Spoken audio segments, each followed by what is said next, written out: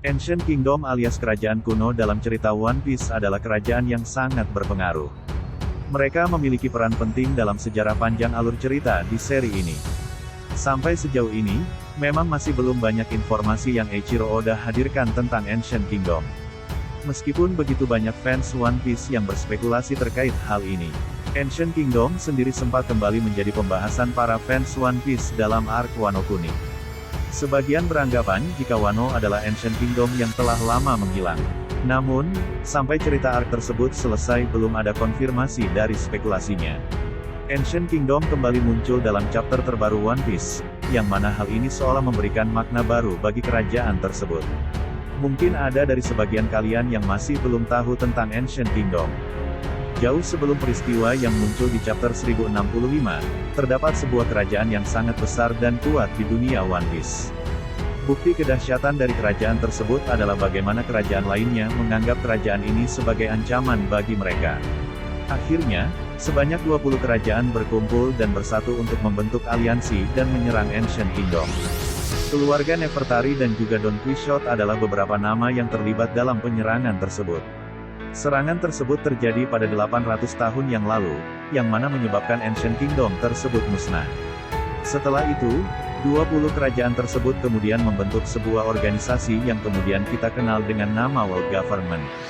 Klan Kozuki pun kemudian menggunakan poneglyph untuk menceritakan apa yang terjadi pada masa itu.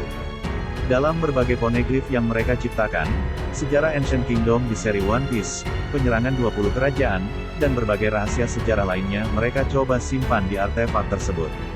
Hal ini semata-mata agar generasi selanjutnya bisa tahu apa yang sebenarnya terjadi.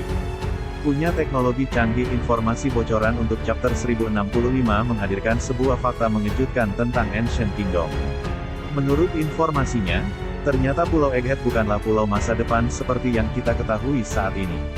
Sebaliknya, Pulau Egghead adalah pulau masa lalu, karena semua teknologi yang Vegapunk ciptakan atau hadirkan merupakan tiruan dari Ancient Kingdom pada 800 tahun lalu di seri One Piece. Hal ini tentunya mengubah semua persepsi atau hal yang selama ini para fans ketahui tentang Ancient Kingdom. Dengan kedahsyatan teknologi yang mereka miliki, mungkin inilah alasan mengapa 20 kerajaan lainnya menganggap jika Ancient Kingdom adalah ancaman besar di dunia One Piece. Padahal, bisa jadi mereka tidak menggunakannya untuk hal buruk.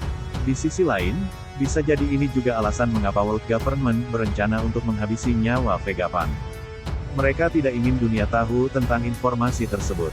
Pihak World Government tidak ingin Vegapunk mengungkapkan rahasia tentang Ancient Kingdom atau teknologi mereka. Juga, dengan proyek Seraphim yang sudah selesai, mungkin Vegapunk tidak lagi mereka butuhkan. Namun, ada beberapa pertanyaan yang kemudian muncul. Pertama, bagaimana kemudian Ancient Kingdom bisa mendapatkan teknologi yang sangat canggih tersebut? Apakah pemikiran mereka sudah sangat maju? Kemudian, bagaimana Vegapunk bisa menirukan teknologi Ancient Kingdom? Dari mana dia mendapatkan benda-benda yang kemudian dia teliti? Untuk saat ini, sayangnya, semua masih menjadi sebuah misteri besar. Salah satu spekulasi yang banyak muncul di kalangan fans terkait dengan Ancient Kingdom adalah kerajaan tersebut memiliki koneksi dengan Ancient Weapons atau senjata kuno.